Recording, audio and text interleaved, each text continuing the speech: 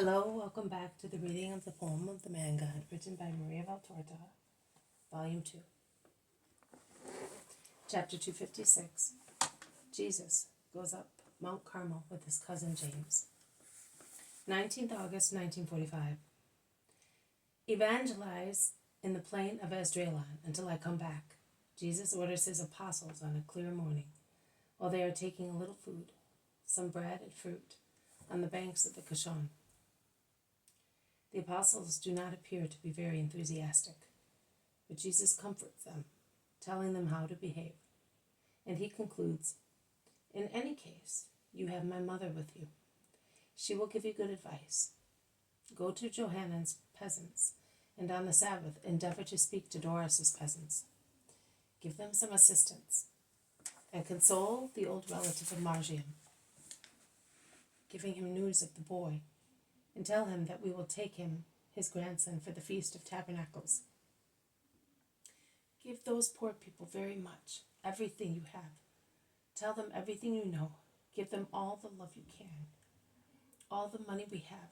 Be not afraid. As it goes, so it comes. We shall never die of starvation, even if we have to live on bread and fruit only. And if you see people needing clothes, give them some. Also mine. Nay, mine first. We shall never be left nude. And above all, if you come across poor wretches looking for me, do not disdain them. You have no right to do that. Goodbye, Mother. May God bless you all through my lips. Go without any fear. Come, James." "Are you not taking your bag?" asks Thomas, seeing that the Lord is going away without picking it up. "I do not need it. I shall walk more freely." James also leaves his, notwithstanding his mother had taken care to fill it with bread, cheese, and fruit. They set out, following for a little while the bank of the Kishon. Then they start climbing the first slopes, leading up to Mount Carmel, and can no longer be seen by those left behind.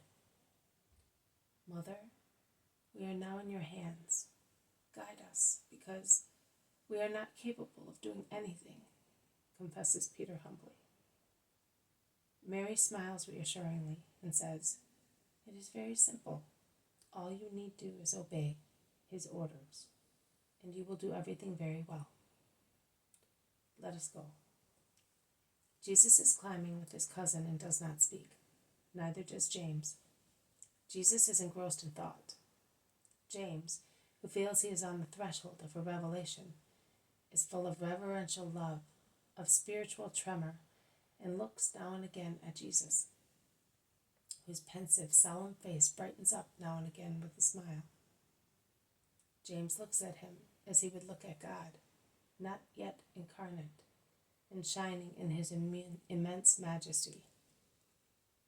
The apostle's face, which resembles the countenance of Saint Joseph, a brownish visage, with, however, some red on the top points of his cheeks, becomes pale with emotion, but he respects the silence of Jesus. They climb up steep shortcuts, paying no heed to the shepherds, pasturing their flocks on the green meadows under holm oaks, ash trees, and other forestry, and as they climb up, they brush with their mantles glaucous juniper bushes, or golden broom ones, or emerald tufts strewn with myrtle pearls, or trembling curtains of honeysuckle and flowery clematis. They ascend, leaving behind woodsmen and shepherds, until they reach, after an exhausting climb, the crest of the mountain, or rather a small tableland close to the crest crowned with gigantic oaks, and surrounded by a veritable balustrade of forestry, whose base is formed by the tops of the other trees on the mountainside, so that the little meadow seems to be resting on a rustling support, isolated from the rest of the mountain, and is rather concealed by the branches beneath. Beneath it there is the peak, with its trees rising towards the sky, with the firmament above, and in front the unbroken horizon, reddening in the sunset and stretching endlessly beyond the bright sea. A fissure on the earth, which does not collapse only because the roots of gigantic oaks hold it firmly in position, opens in the cliff, and is barely wide enough for one man of normal build. The path is further narrowed and lengthened by some fringe undergrowth. Jesus says, "James, my dear brother, we shall stop here tonight, and although our bodies are so tired, I ask you to pass the night in prayer. Tonight and all day tomorrow until this time. A whole day is not too much to receive what I want to give you. Jesus, my Lord and Master." "I will always do what you want," replies James, who became even paler when Jesus began to speak. "I know. Let us go now and pick some blackberries and bilberries to eat and refresh ourselves at a spring that I heard below here. You may leave your mantle in the cave. No one will take it." And together with his cousin, he goes round the cliff and picks wild fruit off the bushes in the undergrowth. And then, a few yards further down on the opposite side to the one they came up, they filled their flasks, the only things they brought with them, at a babbling spring, which runs out from a mass of intertwined roots, and they refresh themselves, because it is still very warm, notwithstanding the height. They then climb back to the tableland, and while the sun setting in the west reddens the mountaintop, they eat what they have picked and drink some water, smiling at each other like two happy children or two angels.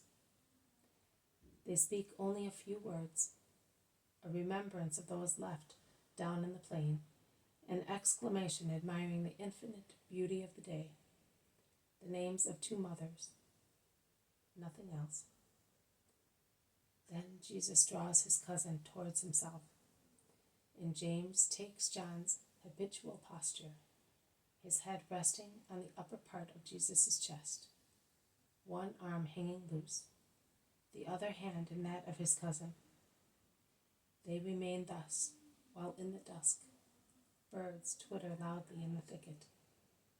The tinkle of cattle bells recedes and fades in the distance, and a light breeze rustles caressingly in the treetops, cool and reviving after the heat of the day, and promising dew in the night.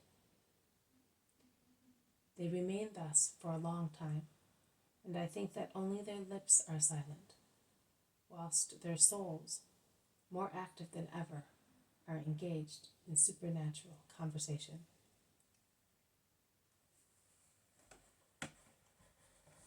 This has been a reading from the poem of the Man God, written by Maria Valtorta, Volume 2. Chapter 256, Jesus goes up Mount Carmel with his cousin James. Thank you for listening. I will see you tomorrow. May God bless you, and may peace be with you.